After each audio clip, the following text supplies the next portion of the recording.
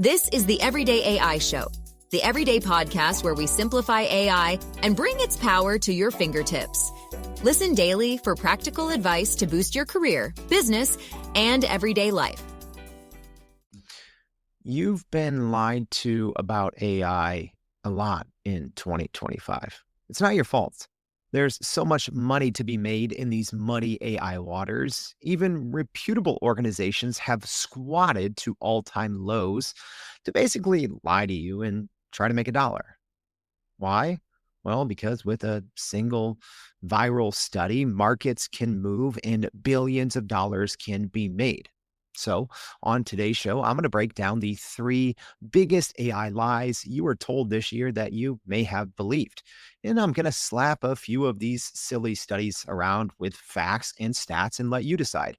Were these three organizations who created these viral AI studies telling you the truth or intentionally trying to mislead enterprise leaders in order to cash blank checks?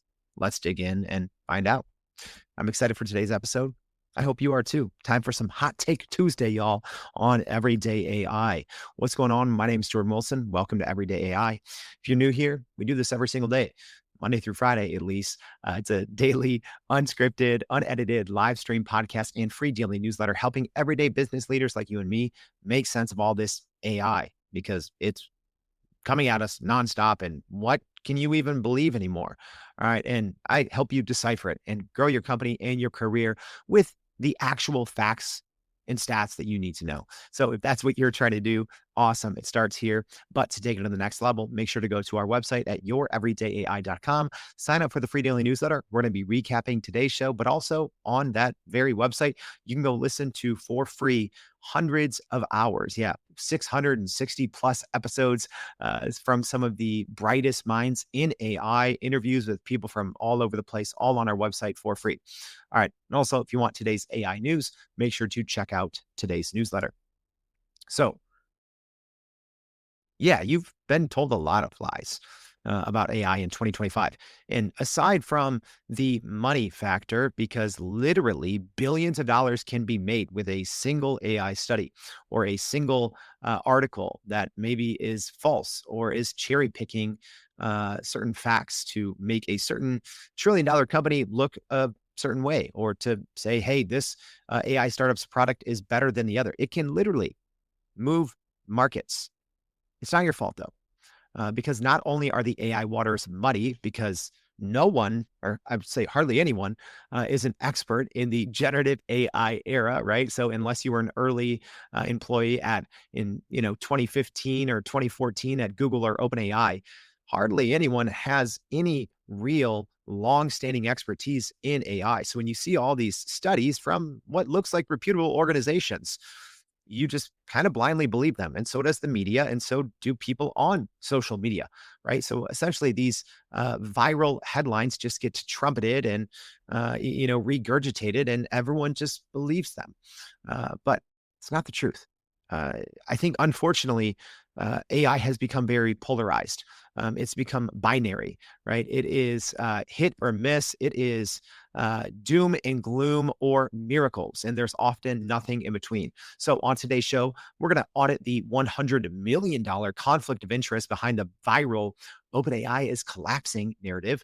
We're going to deconstruct the faulty science claiming that 57% of the internet is now AI slop, and expose the hidden definitions that label successful innovation in AI as 95% failure. Yeah, you know which one that is. MIT. All right, so here are the three myths that we're going to be tackling today. So myth number one, that Anthropic has overtaken OpenAI in the enterprise. Yeah, that was a study from Menlo Ventures. Doesn't make sense. Myth number two, the dead internet, right? Is 57% of the web really AI generated? That was from Graphite. Spoiler alert. There's no way to prove it. And myth number three, not that you needed to hear me talk about this again, but y'all, I still am seeing these posts on social media and even new articles referencing this all the time. The 95% failure rate of GenAI pilots study from MIT, right? So yeah, if 95% of AI pilots are failing, Why are the smartest and biggest companies in the world spending hundreds of billions of dollars? I don't know. So this, I think, and I think it's important to talk about this here, as we are in December and the last month of the year, because it's important to reflect on the conversation, the overall conversation of AI. And so many times, right, it's predicated or based around a couple of things, right? Usually new model releases, benchmarks, that's one thing. And then the other is just the narrative. And like I said, it is binary. It is either, AI is the best thing ever or AI is absolutely terrible. And usually there's some weaponized studies that go either way, right? And they all start with real data. The data gets massaged and cherry picked, obviously, and try to put into the best light possible. So we're going to break down some of those three biggest AI studies or research papers that have dominated a lot of the conversation in 2025, but they're wrong. All right. So I think it's important because we need to find the middle ground, right? In AI, there's so few things that are binary, right? Even as myself, someone that talks about AI every single day, I don't think AI can do everything, right? But I also know that AI is very capable. So I think it's important to have a balanced look, but laced with straight hard facts. Because it's every day. It's, hey, AI changes everything, to, oh, AI is a scam, AI is a bubble, right? And the truth is actually just much messier. It is nuanced. And well, unfortunately, if you write a study that is factual and you try to give it a headline that is balanced, it's not going to get clicks, right? It's not going to drive the narrative. I'm a former journalist, right? There's a story or a saying that if it bleeds, it leads, right? You don't find the median of your study's findings. You find the outlier, and then you slap it with the sexiest headline possible, right? That you're like, hey, this is going to be the headline that sells this newspaper. This is going to be the headline that gets us clicks, that gets us ad revenue, that puts us as a thought leader in this space, right? That gives us sales. So let's look at lie number one, or not truth number one, right? We'll say that. Menlo Ventures, their report that claimed that Anthropic is beating OpenAI in the enterprise. Oh my gosh, people believe this. Smart people.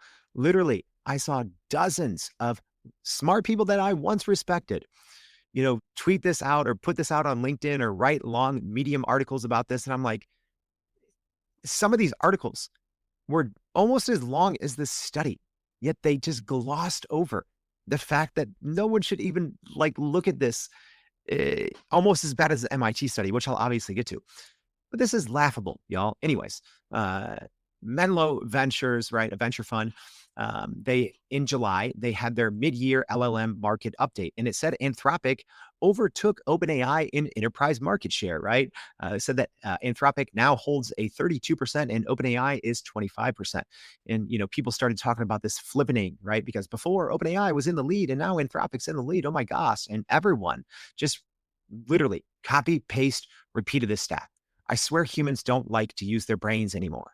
It's the social mediaification of our brains. Our brains have literally become rot because all people care about, they look at a graph and a headline and then they'll just repeat it. Use your brains. All right. This study is garbage. And apologies to people in garbage. I have friends in garbage who are brilliant. So to call this study garbage is doing a disservice to those people. So let's look at this. The big kind of graphic that caught everyone's attention, right? It's labeled here. So live stream audience, you'll see this on my screen. Podcast audience, nothing super visual in today's show, but you can always go watch the video version on our website, youreverydayai.com. So this graphic showed in 2023, obviously, the enterprise large language model API market share. So in 2023, Anthropic was at 50%, or sorry, OpenAI was at just over 50%, and Anthropic was at like 12%, right? And then in 2025, according to Menlo Ventures, it flipped, right? So what was the exact stat? It was now Anthropic holds 32% versus OpenAI's 25%. So the headlines all read, Anthropic overtakes OpenAI in enterprise. But No one read it. All right. Also, did no one care to bother to see like, oh, when did these companies launch, right? OpenAI obviously launched in 2022, Anthropic in mid 2023. So yeah, of course, by default, Anthropic's market share is going to be much smaller when their product wasn't even out the entire year. Anyways, facts would hurt our brains apparently. But here's the important part. This Menlo report is not neutral. It's promotional. We need to look at who Menlo Ventures is. Well, they're a venture fund and they have invested billions into Anthropic.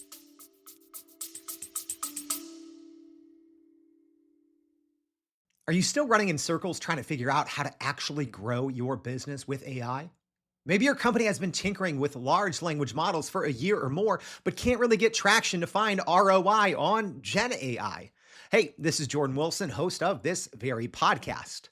Companies like Adobe, Microsoft, and NVIDIA have partnered with us because they trust our expertise in educating the masses around generative AI to get ahead. And some of the most innovative companies in the country hire us to help with their AI strategy and to train hundreds of their employees on how to use GenAI. So whether you're looking for ChatGPT training for thousands or just need help building your front-end AI strategy, you can partner with us too, just like some of the biggest companies in the world do.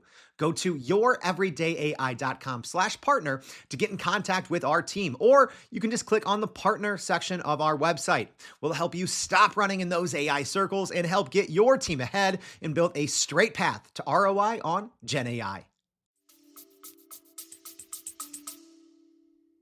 Let me get the exact math here. Let me fact check myself here in real time. So, okay. No, sorry. Okay, reportedly over $1.2 billion. So billion plus. All right. But regardless, Menlo Ventures is a huge financial supporter in Anthropic. So they obviously have a lot to gain. And Menlo Ventures has publicly declared that Anthropic is the single largest investment in the firm's history. And they led Anthropic's Series C, D, and E funding round, which was billions of dollars. So this obviously is just an investor talking up their own book of business. And not only that, but Menlo and Anthropic actually co-created the Anthology Fund specifically to fuel Anthropic ecosystem adoption. So startups in this fund receive $25,000 in free Anthropic credits and $100,000 in AWS credits. And guess what? It's really easy to use on AWS, and especially in 2023 and 2024. Oh, Anthropic. So essentially, they're paying companies in this Anthology Fund to adopt Claude. And guess who they surveyed? You'll never guess. People in their fund, in their joint fund. All right. Yeah. So this entire claim came from a survey, a single survey, where they talked to 150 technical decision makers, but they were pulled from Menlo's own venture capital network and portfolio ecosystem. So yeah, this is selection bias so obvious, it's embarrassing that anyone even reported on this or talked about it, because this is clearly marketing. All right, bad marketing, by the way. But people fell for it. And here's a couple important details, right? Aside from the fact selection bias at its finest or at its worst, and the fact that it was 150 people, well, it only looked at API usage, right? It sounds super comprehensive, but it's not, because it completely ignores Microsoft Copilot, which, guess what? Up until 4 months ago, was built almost entirely on OpenAI's models. So they really overlooked the entire enterprise at the time when this study came out. Microsoft Copilot had the largest slice of the enterprise. So they ignore the fact that OpenAI's models power Microsoft Copilot. Obviously, they use Anthropic in some instances now, and they just cherry picked API calls only. Oh, and the fact that ChatGPT Enterprise is one of the fastest growing software products ever, and they have more than 1 million business users, which Anthropic obviously does not. So again, they rigged the result of this before it was even produced. So let's just go ahead and say how this is disguised as market research, but it's just marketing. So Menlo invests more than $1 billion in Anthropic. It then creates a $100 million fund to accelerate Claude adoption. They give startups a bunch of money to use Claude, and then they survey those same people, and then they announce, oh, Claude is winning. Come on. This is trying to make the market, not measure it. All right. And talk about revenue, right? OpenAI has more revenue than Anthropic. They have more customers. They have more users. So no, there is no flippening. No, Anthropic did not overtake OpenAI in any measurable overall scope of enterprise usage. It's not even close. So just FYI, if you believe this, if you saw this, again, it's not your fault. But if you saw anyone talking about this, go ahead, unfollow them, delete them, right? Stop. You need to stop paying attention to people that don't want to read and don't want to understand facts. Because independent data and anyone with a brain knows that OpenAI is still leading overall enterprise adoption. So data from RAMP from October showed that 93% of organizations who have a vendor in the GenAI category use OpenAI, and that OpenAI maintains the highest adoption among enterprise companies at 95%. So the truth is, surveying 150 people from your own network has absolutely nothing to do with actual real enterprise AI usage, right? When billions of people use generative AI, you don't talk to 150 people in your backyard who you know how they're going to answer because you're paying them to use that product. Menlo's just promoting their fund and not conducting real research. All right, line number 2. Here's one I don't think I've actually talked about a lot on this show. The Graphite study that claimed 57% of the internet is now AI slop. All right, so this was a study in October that analyzed 65,000 URLs via the Common Crawl database, and Graphite claimed that over half of these new articles are AI generated. So these were, quote unquote, new articles from Common Crawl, and then the headlines all said that the internet is now slop, or dead internet theory is officially here, and there's more AI content on the web than human written content. So let me just say this first. I don't necessarily disagree, right, with the underlying premise here from the Graphite study, right? I'm someone that's been a writer my whole life, right? Not my whole life, but I've been getting paid to write for 24 years, right? So, wow, saying that out loud is that hurts to say, right? But I've been getting paid to write for almost a quarter century. So I know how much the internet has shifted to just becoming a lot of slop now. And even before ChatGPT, there was plenty of generative AI content going back to 2020. And then before that, there's spin tax and all these other, there's pre-AI slop, and now it's AI slop. So don't get me wrong. I agree with the premise that probably more than half of what's written now is AI slop. However, the methodology is garbage. There's no way to decide this, right? So here we had this graphic that kind of went viral that showed over time, right, since the early 2020, the percentage of human written content was, near 100. AI written content was, in the single digit percentage. And then now today, AI content has overtaken or surpassed human content.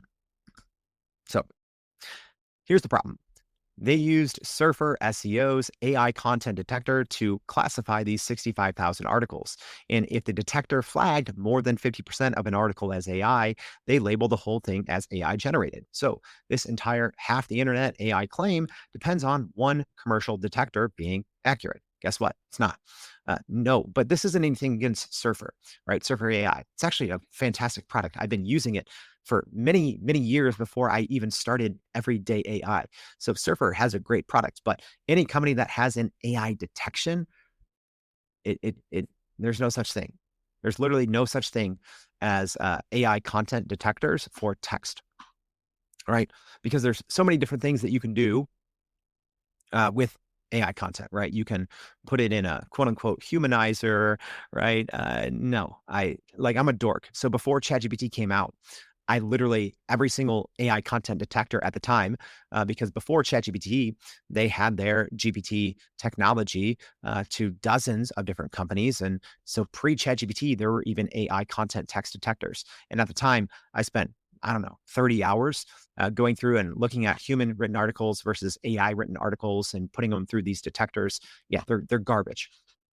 One AI content detector could say, hey, this piece is 99% AI, and another one could say it's 1%. All right. All these AI content detectors do is they measure statistical patterns in word choice, not actual authorship. So it's a pseudoscience, not an actual science. And the error rates are obviously massive. So here's an example. Right before, starting the show, I just grabbed, I don't know, first part of the Bible, right? Genesis from the Bible, copy and pasted some of that. And 86%, right? 86% AI generated. So yeah.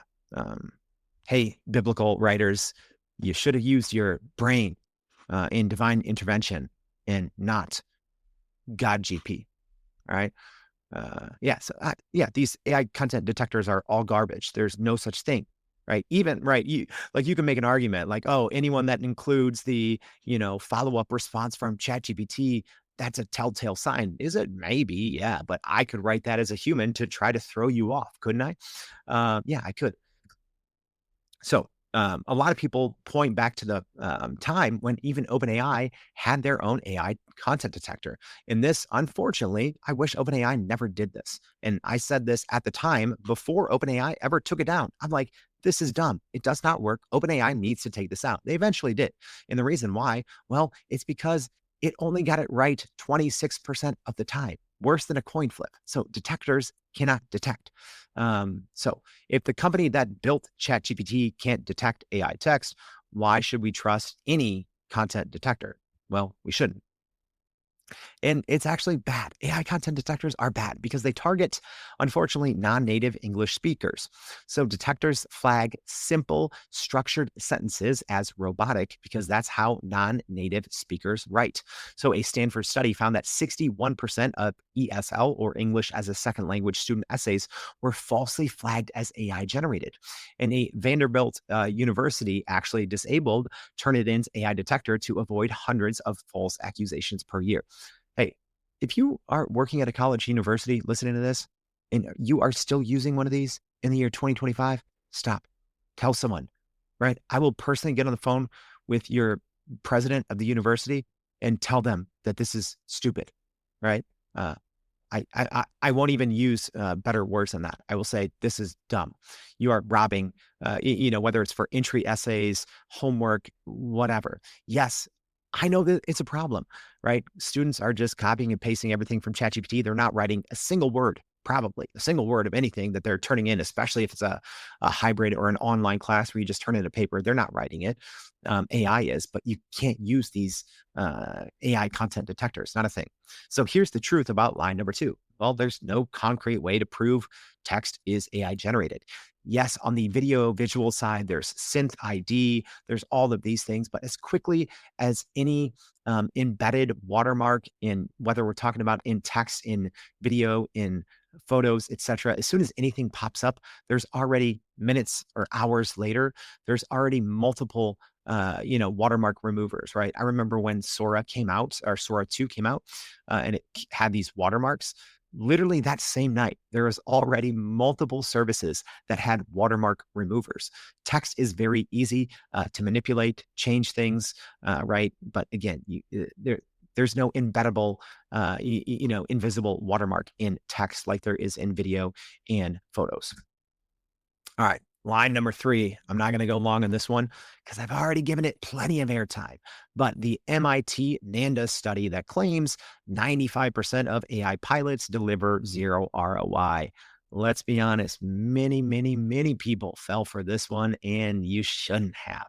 So this was an August 2025 report from MIT. Yes, that MIT that stooped so low, they would have won a limbo contest. Claimed that only 5% of AI pilots reach production with measurable business impact.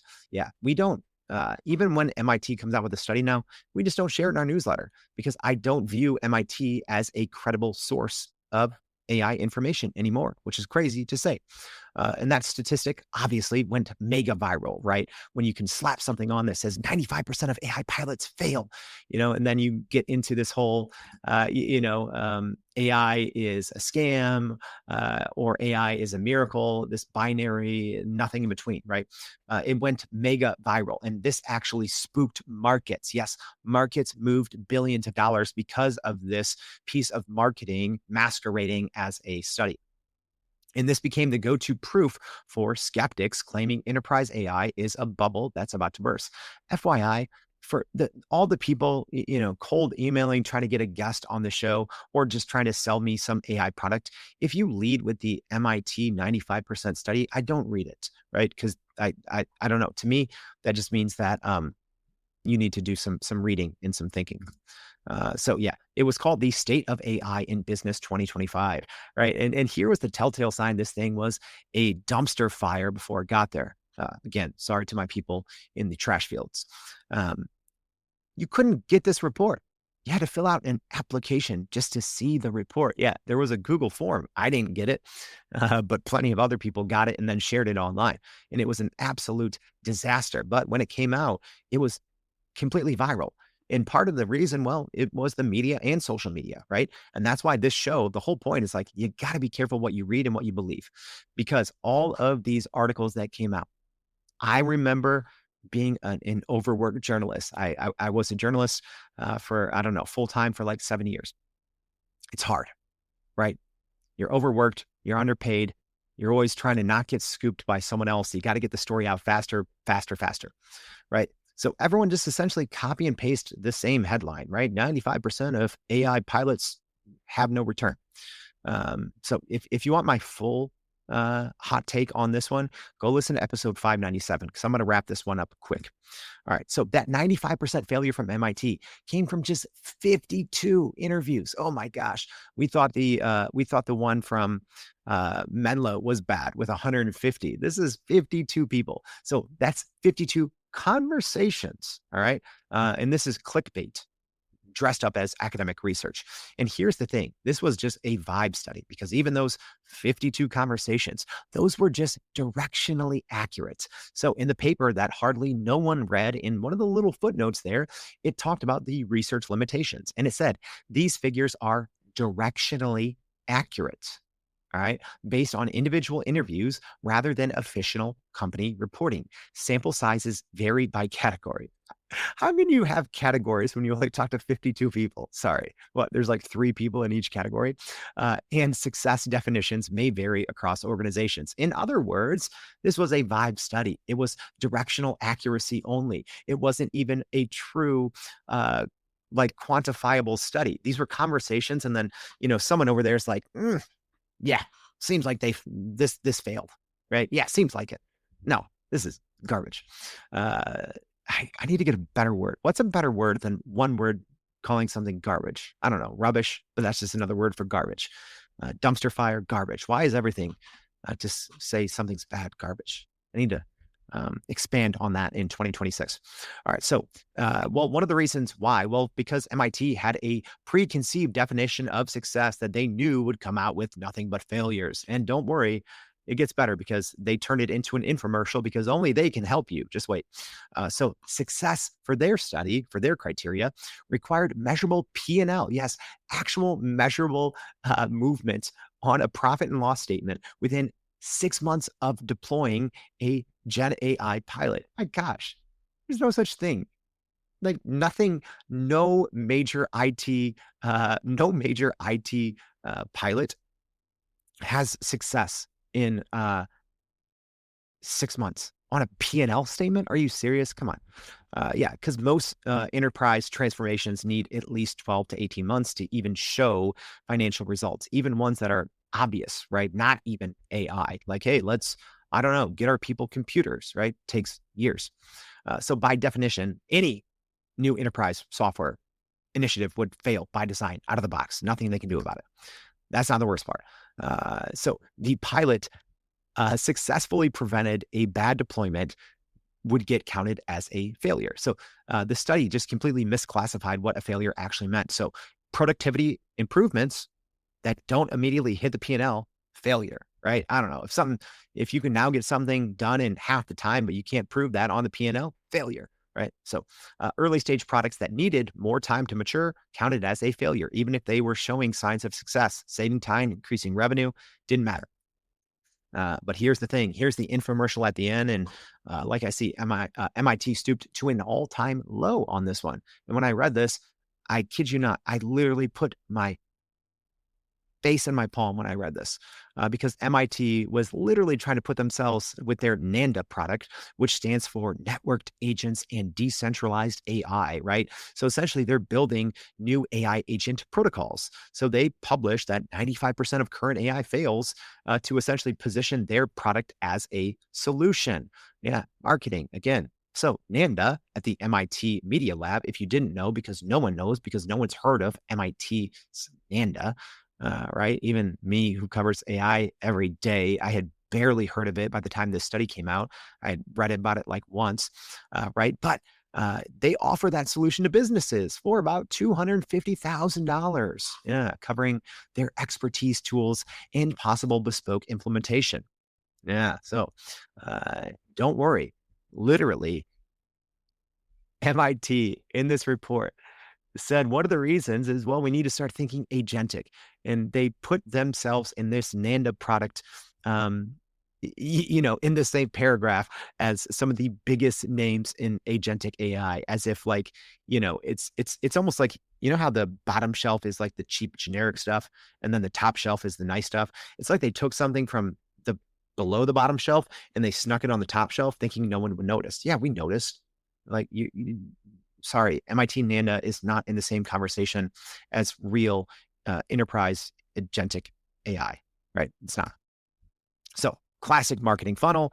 Step one, publish an alarming study claiming that current AI has a 95% failure rate. Step two, you identify the learning gaps in static tools, right? They're saying that's the reason why AI is failing. It's because these static tools. And then, oh, don't worry. Step three, that's our solution, Nanda, because it's a learning capable system and new protocols. That's the solution, and you got to buy it. So obviously, other studies looking at AI and ROI tell a completely different story. I did this on the previous show, but yeah, real studies done by real companies that are unbiased, or mostly unbiased, right? But with tons of people show something completely different. So the Boston Consulting Group, AI at Work, surveyed 10,000 plus employees, and they said that 75% of employees see value in momentum in AI. A study from McKinsey and Company, 1,300 participants, said that 92% of companies plan to increase their investment in generative AI. And if you want just strictly ROI, well, the EY study of 500 senior US leaders, but an actual study, not just a vibe conversation, 97% of senior leaders who invested in AI report experiencing positive ROI. And then a Snowflake and ESG report of 1,000 business and IT leaders said that 92% of early adopters are seeing a positive return on investment of AI. So yeah, any legitimate study with sound methodology obviously shows a positive return on investment of AI, right? So here's the truth about line number 3. It's clickbait, right? From a lab looking for customers, right? Looking to make a name for themselves. 52 interviews with a 6-month P&L requirement is not rigorous research methodology. It's a joke. No one, which is why I know half of the media people that wrote about this study did not read the whole thing, right? They probably read the synopsis, the first page overview, the last page overview, maybe ran it through an AI and said, bullet point this, right? Because if you have a brain and you read that and you're saying, oh, 6 month has to show success on a P&L. And I did this in the dedicated episode, even their selection bias was ridiculous, right? But 52 interviews is what this is based on. Directional accuracy, right? It's like I talked to you for a little bit, and at the end, I'm like, yeah, I decided that your AI probably doesn't meet our criteria. Next. 52, yo, I already said this. I can go on a parking lot at a conference, or I can go anywhere. in an hour and come up with a better study with more sound methodology than this piece of marketing. Yeah, because studies with 20 times, 50 times larger samples show at least 70, 80, 90% are seeing a positive ROI versus if you look at the MIT study, it's 5%. All right. So here's the pattern, right, across these 3 AI lies that you've been told. So Menlo used 150 people from their own paid ecosystem while being Anthropic's largest investor ever to say Anthropic has overtaken OpenAI. Graphite used pseudoscientific detection tools that the FTC has literally sued companies over, and MIT used 52 interviews with an impossible success bar while building a competing technology to sell as the solution for the 95% failure rate. Do you see the trend here? Yeah. Bad methodology, bad studies disguised as marketing. So here's what I want you to do in 2026 and beyond. Number 1, read. Number 2, unfollow anyone that's been sharing these AI lies. But I want you to ask yourself these 3 questions. Any viral study? All right. Number 1, who funded the research and what do they financially gain from the conclusion? In all 3 of these cases, right? Graphite, a lot of people don't know, they essentially sell SEO, right? So they come out with this study and, oh my gosh, Google hates AI. Right. Because there are some other stats that said, 80 some percent of, what ranks on Google is human written. So it's like, oh, you need our SEO services. Right. But all 3 of these companies had a very direct financial gain from cherry picking bad stats and selling it to you. So number 1, who funded this research and what do they financially gain from the conclusion? Number 2, does the study have sound methodology that an unbiased person with a brain would agree with? All right. Gosh, it's so sad that the bar is this low, but it is. This is the truth. And then number 3, what are similar studies from unbiased third parties saying about the same subject? Right. Because if you look at studies that have sound methodology that talk to a lot of people, and if you look at multiple studies, you will start to see the trend. And the trend is, well, it's undeniable. At least when, ending on study number 3, AI adoption is here. And you need to be paying attention to it. And you also need to be paying attention where you get your information from. All right. So I hope today's show was helpful. And well, I hope you continue to get your information from Everyday AI the rest of 2025 and 2026 and beyond. We spent a lot of time trying to cut through the nonsense, the BS, the marketing, the hype, and cutting it to you straight. So I hope this is helpful. But I think this episode was important because I got so many messages, emails about these types of studies all the time. And I'm sorry, I suck at emails. I can't get to them all, right, without having an AI answer, and I don't want that. But let me tell you this. I feel bad because so many well-intentioned business leaders saw some of these studies and it probably derailed either some of their AI progress or for those that were unfortunately still kind of sitting on the entire AI implementation fence in 2025, this caused them to sit on it for even longer. You cannot believe these types of studies because they're not real, right? You need to use your own brain. You need to read, right? Literally, I talk to people who made huge multi-million-dollar AI decisions on some of these studies. And clearly they did not read it, right? They did not read past the headline or the one cherry-picked graphic. We all need to do better, all right? AI is here to stay. It's driving the conversation, whether you want it to or not. All right, so please, in 2026, let's all do better. Not everything is binary. Let's actually read. Let's use our brains. Let's put the human, keep the human in AI, right? All right. So I hope this is helpful. If so, please go to youreverydayai.com. If you could share this show, repost this because I think more people need to hear this. And then go to our website at youreverydayai.com. Sign up for the free daily newsletter. Thanks for tuning in. See you back tomorrow and every day for more Everyday AI. Thanks, y'all. And that's a wrap for today's edition of Everyday AI. Thanks for joining us. If you enjoyed this episode, please subscribe and leave us a rating. It helps keep us going. For a little more AI magic, visit youreverydayai.com and sign up to our daily newsletter so you don't get left behind. Go break some barriers, and we'll see you next time.